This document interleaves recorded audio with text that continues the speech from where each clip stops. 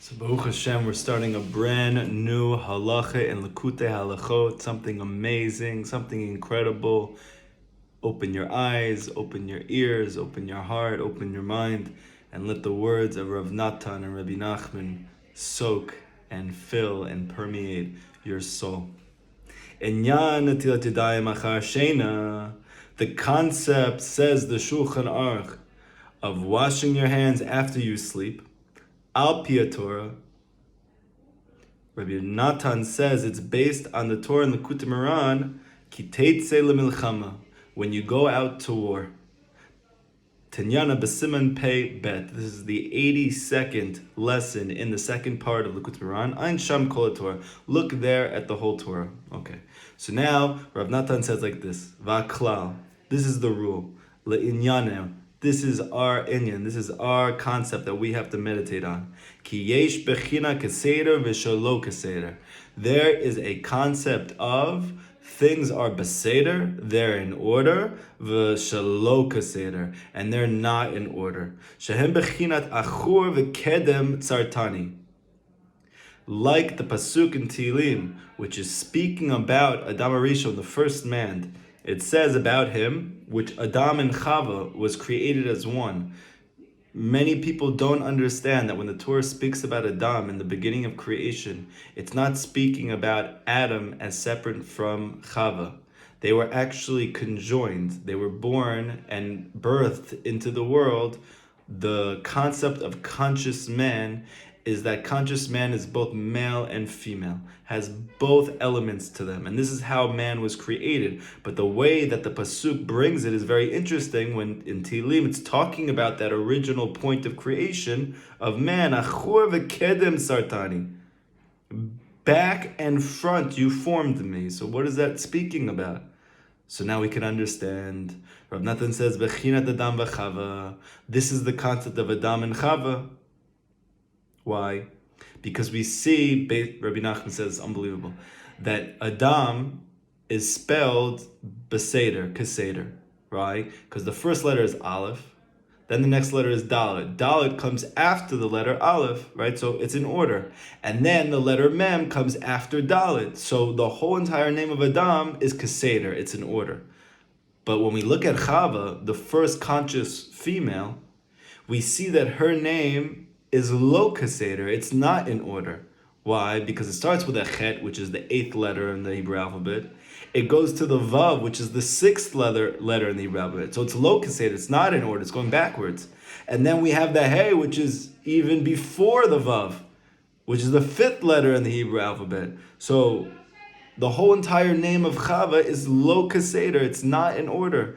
And Rabbi Nachman says the fact that Adam Arishon, Adam, the male aspect of conscious human, is all in order, whereas Chava, conscious female, is all not in order, is a very, very important, very fundamental thing in which we need to understand.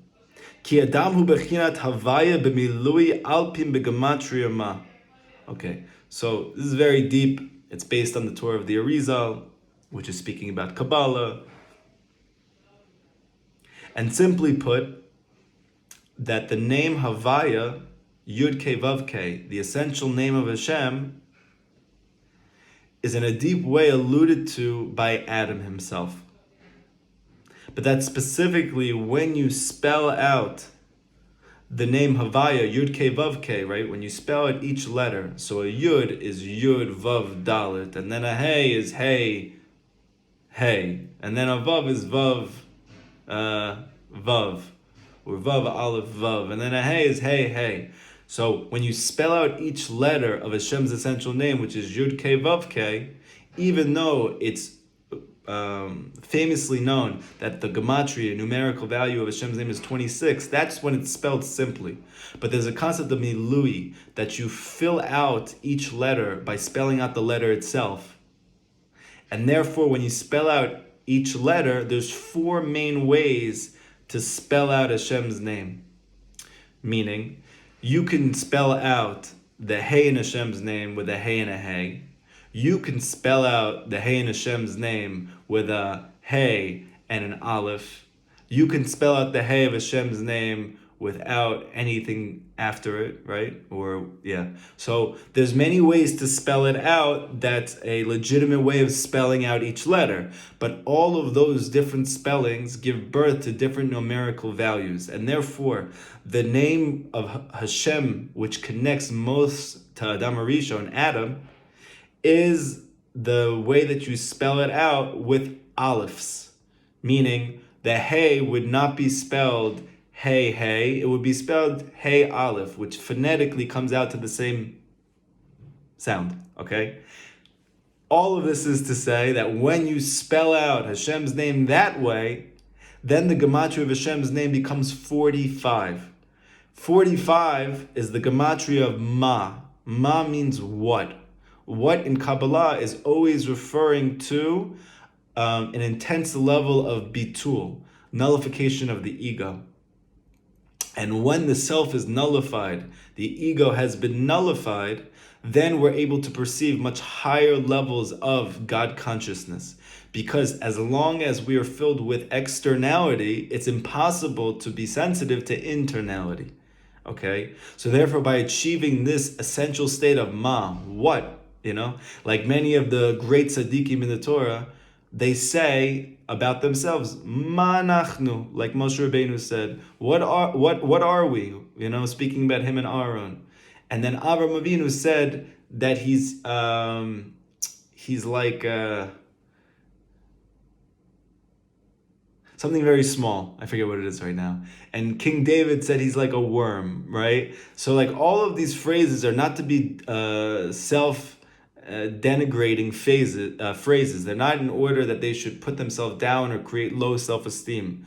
They actually had tremendous self-esteem because their self-esteem wasn't coming from their external self. Their belief in their self was in their godly self, was in their inner self, was in their soul. And in that place they said, Ma, what am I? Ma. So this is the concept of Adam. Adam is the concept of Ma. And where do we see this alluded to? Because the gematria of Adam is also 45. Adam is 45, which is the same gematria as Ma, what? Which even though what sounds like a very vague thing, it doesn't sound like a very high spiritual level, but in fact, Ma is the highest spiritual level, okay? And now Rabbi Nachman is intricately connecting the fact that Adam, which represents the name of Hashem, when it's spelt in a way which alludes to this concept of Ma, which is really the essence of being a human, the peak of being a human being is to get to the level of Ma. Like Rabbi Nachman said when his students came to him towards the end of his life, sitting at his table as they're about to have the meal, and Rabbi Nachman would give over an incredible discourse that would blow them out of their bodies. So then he said to them, I don't know why you guys come to me. I don't know anything. So what did he mean by that? Because it was clear he did know things.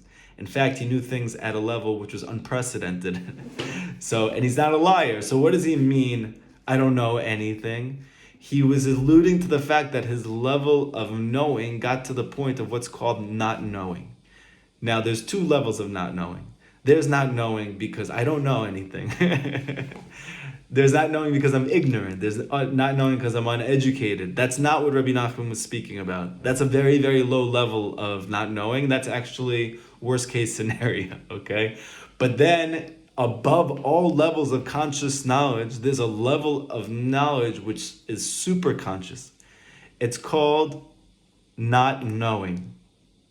So what does that look like simply? That means simply, I know that I don't know. And you're totally cool with it, right? Many of us, especially in today's day and age, where we see a lack of conscious knowledge as some type of weakness, some type of insecurity, some type of inherent lacking that we need to cover over, that we need to fill in, that we need to superficially replace. But the real truth is, it comes from arrogance. The arrogance is so widespread, though, in society, that the arrogance itself is causing us all to have very low self-esteem. That when we don't know something consciously, we associate that with some type of inherent lacking within myself or within the thing that I don't know. Like, just as an example, Rabbi Nachman says very often, because the Torah says very often, because Hashem himself said in the Torah, my thoughts are not like your thoughts, okay? Meaning my thoughts are higher than your thoughts. My thought pattern supersedes and is transcends your conscious thinking. Now, if you think about it for 1 second, that makes a lot of sense. Why? Because I was created. I'm finite.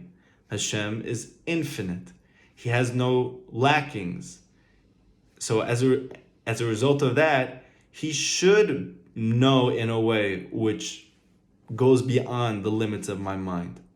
And the fact that we think that because we don't understand what is going on or what Hashem is doing, that is some type of evidence that Hashem doesn't exist, even though it looks like it's coming from a place of education, from a place of being grounded, from a place of being connected to my 5 senses and being attuned and honest to that, it's really coming from a very deep-rooted arrogance, which has been breeded into us by society. The real truth is, like many of the Chachamim said, if I understand God, he's not much to think about. He's not that great, right? So obviously, to say this theoretically is one thing. To obviously live with that is a much more difficult thing, especially when difficult, challenging experiences come up. And therefore, it's not our business to go up to people and to delegitimize their struggles by simply telling them it's good because it's from Hashem, okay? But it is for us to personally work on trying to bring in the fact that I don't understand what's going on because Hashem is the cause of it is not a sufficient reason for me to doubt that Hashem is good or that what's going on at some deeper level is better than if it didn't happen. Because the real truth is, I should not be able to understand Hashem. And that's not a lacking on Hashem's part. That goes to show how great he is and how wondrous he is. His wondrousness comes from the fact that I don't understand, and it's okay. I remember one time I was, in the beginning stages of my journey, not beginning in terms of years, I was like years in, but beginning in terms of, really trying to internalize Rabbi Nachman's teachings in my life.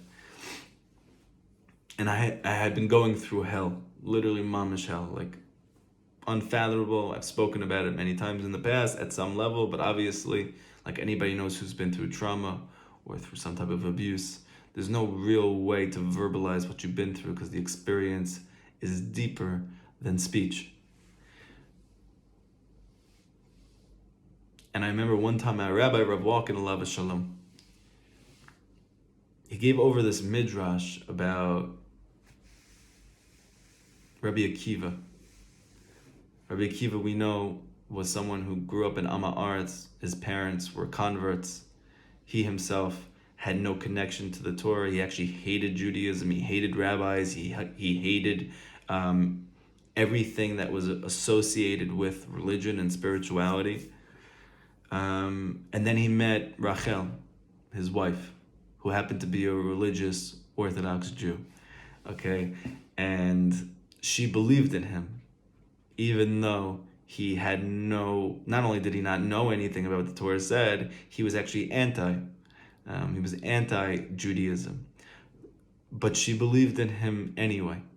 And she believed that if he could ever find his own personal connection, he could set the world on fire with his passion, with his honesty, with his intelligence, with his charisma.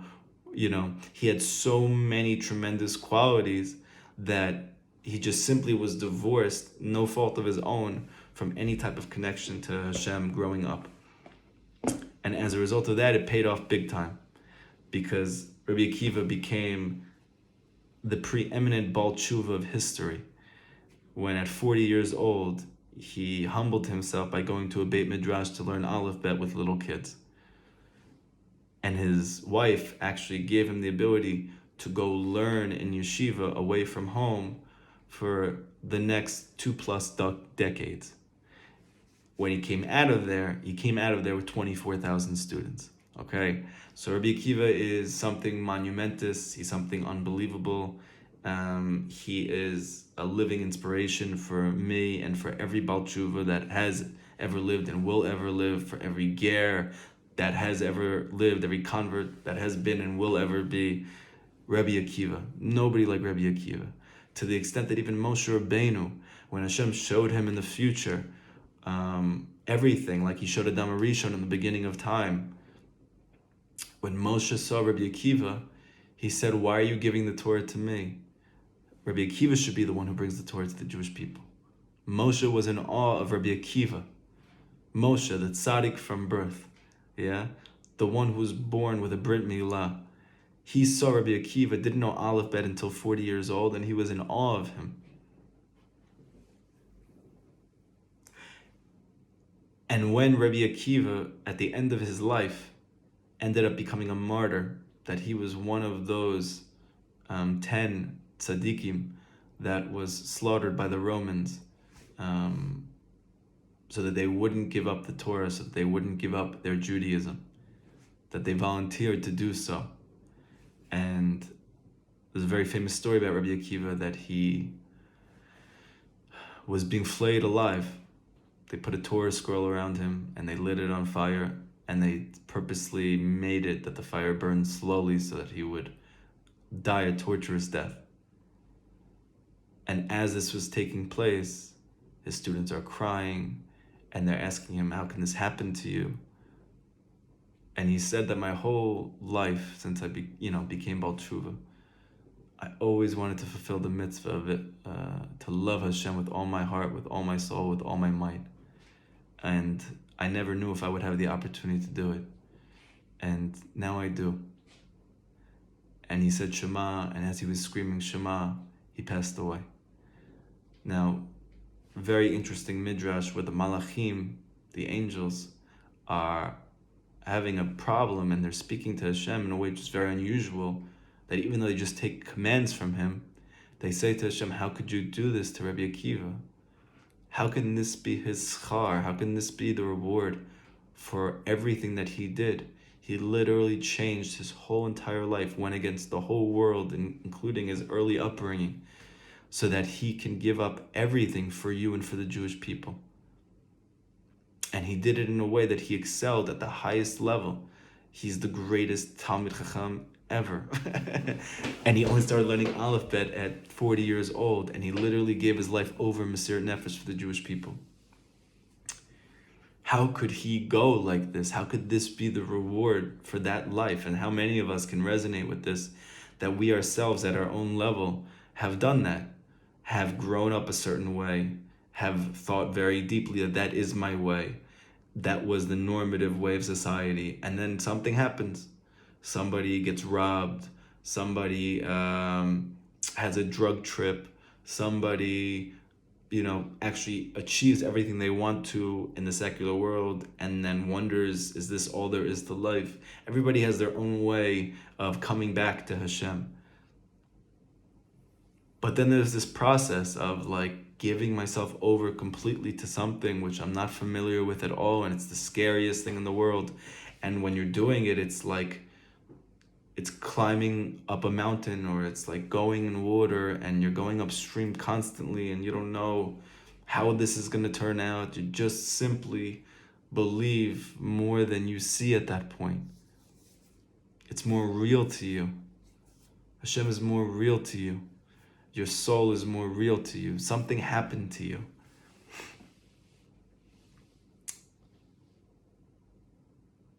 And Rabbi Akiva did it. He did it all the way. And the Malachim don't understand how a person like this could end like that. How could it end up like that?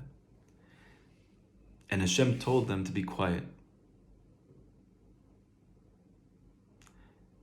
Because if you keep talking, I'm going to start the whole world over again.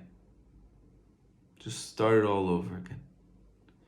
Now, the Midrash, according to its simple understanding, seems like Hashem is upset that the Malachim are questioning him. However, like my Rabbi explained, this is very hard to understand how Hashem would be upset with something he created that has no free will of its own. Like we know that angels, Malachim, have no bechira. They are simply emissaries. They are mechanisms that Hashem created. They don't get to choose anything. So what is this whole entire experience? So my Rabbi explained that when he told them to be quiet, he wasn't saying it in a way of pejorative nature. He wasn't upset. He was saying that the answer to your question will be experienced when you can achieve silence. Rabbi Nachman says in another place in Likutey that the highest level of knowledge comes when you're confronted by challenges in your life and you respond with shtika, with silence. Not because Hashem's upset with you, but because silence can bring you to the highest place of consciousness by being silent. Not just in your mouth, but in your body, in your mind. You're just silent. And so he was saying, I'm going to give you the answer to your question, but the only way you're going to be able to understand it, like Rabbi Nachman says elsewhere in the Likutey, is through this madrega, this level called silence, which is connected to the highest level of the soul, which is the keter of the soul, the crown, the super conscious level of the soul.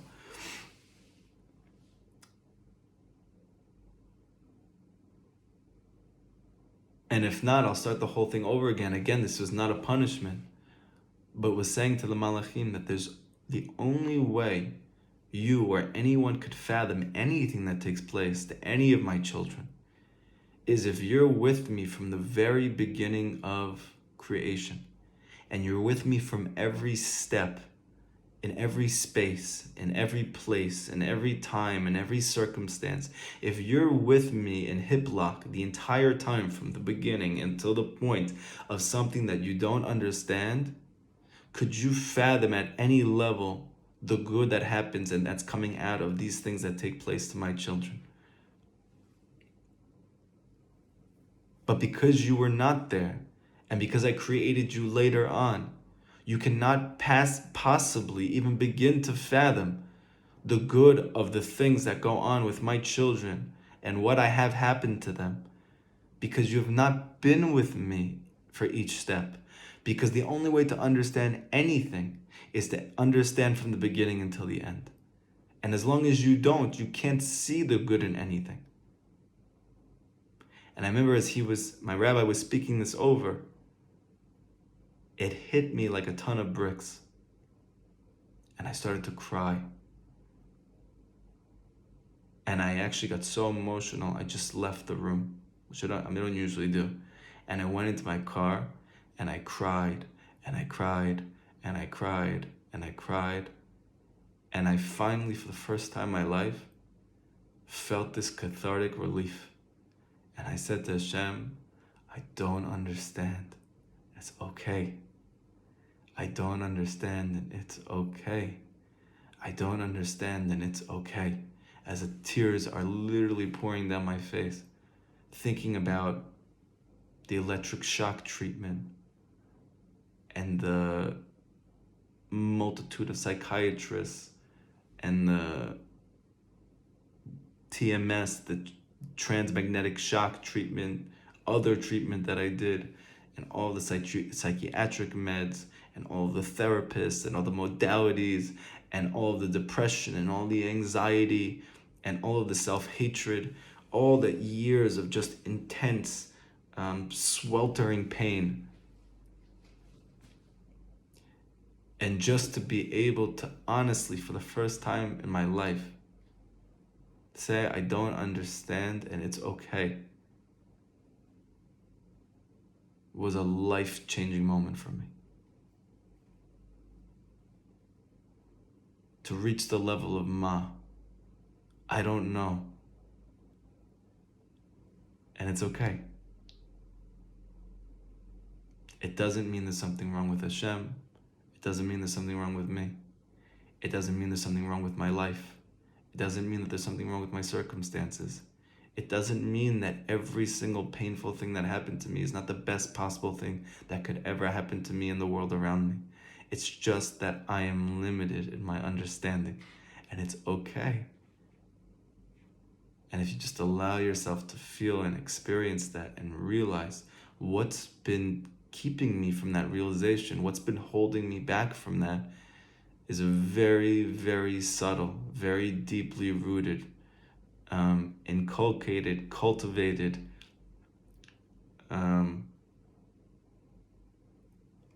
thought construct that I should understand what Hashem does, because I can understand everything.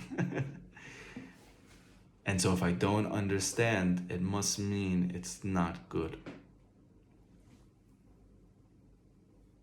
And that was a big level of bittul for me. That was a big time, a moment of tremendous self-nullification, but not in a painful way, in the most cathartic, in the most beautiful, in the most truthful way. And that's the concept of Adam. And when you have that type of experience of I don't know, and that doesn't mean it's not good, that's Aleph, Dalet, Mem. That's the name Havaya, which represents Hashem's compassion, His empathy. That's accessible only to the person who can say, what? What am I? What do I know? Shehu b'china keseder. This is called keseder. This is called an order. Not what the secular world says, that you need to understand empirically every single thing, and if you don't, it doesn't exist. That's not keseder. That's actually low keseder. And this is what causes the tremendous amount of psychological distress that we're experiencing right now at an unprecedented level, personally and collectively. The bechinat of kedem, the concept of before, is the concept of Adam. Bechinat ayin bet keseder. Why? Because kedem, which means before, ancient or prior, this is related to Hashem before creation. This is only accessible to the person who achieves the humility of of what? Kedem, before. V'chava hu b'chinat dibur. Now Chava, fascinatingly, even though she's low keseder, she's not in order, right? Her name is spelled backwards. She's not the concept of she's not the concept of self-effacement, self-nullification. Chava is the concept of existence. She's the concept of reality. She's the concept of metziut, right? She's the concept of dibur, of speech. Bechinat v'layla l'layla yechave, like Rabbi Nachman says in Likutey, that this pasuk in Tehillim, which we say every Shabbat, night to night, expresses das, meaning that da'at, the felt conscious perception of experience of Hashem, actually comes from the nighttime of my life, the challenges of my life. But the word yechave, which is very unique, Rabbi Nachman says it comes from the root chava. So the concept here of expression, that's what it means, yechave da'at, that night to night expresses da'at. It means that chava, female consciousness, is the concept of expressing that which is above it, that which is hidden, that which is unknown, and it's bringing it into expression. And that requires that things are low keseder, bechinat malchut peh, like it's brought in the Tikkuni Zohar, which Sephardim say every day for Shachrit and Mincha before they pray, which the Chabadniks, they say before they pray Shabbat, Mincha. Malchut peh, that Malchut, kingship, is the mouth. And we know that Malchut is related to the female dimension of the soul. Kingship is related to the female, right? As opposed to this stereotype of kings as being men, and now we have this new wave of, let's say, women becoming kings or presidents or leaders. This is not a new phenomenon. Actually, it was brought into the world by the Torah, because the concept of kingship or dominion actually belongs to the female psyche. Okay, so even within a man that he becomes king, it's the female aspect of him that's king. Why? Because a king brings things into reality. He makes decrees, he makes orders, He speaks out messages which then become the mainstay of his community, and in that way he's expressing that which was previously hidden. So in that case, this is the bechinat of Tav Shin Reish Kuf, which is the letters of the Hebrew alphabet spelled backward, Shelo Keseder, bechinat achward, the concept of backwards.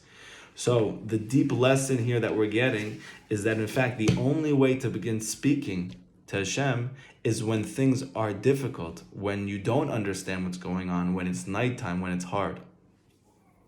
So this is the paradox. The paradox is that the female dimension of reality, the one that brings things into reality, that manifests potential and becomes a beautiful birthed experience, that's only possible through going through things that are lo keseder, not in order.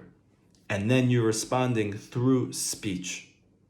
Bezrat Hashem, as we continue this lesson in Likutey Halachot, we're going to see how these two concepts of Adam and Chava come together, how we can perfect both of these aspects in our life, and Bezrat Hashem, see how this somehow relates to the washing of hands after we wake up from sleep. Everybody have an amazing day.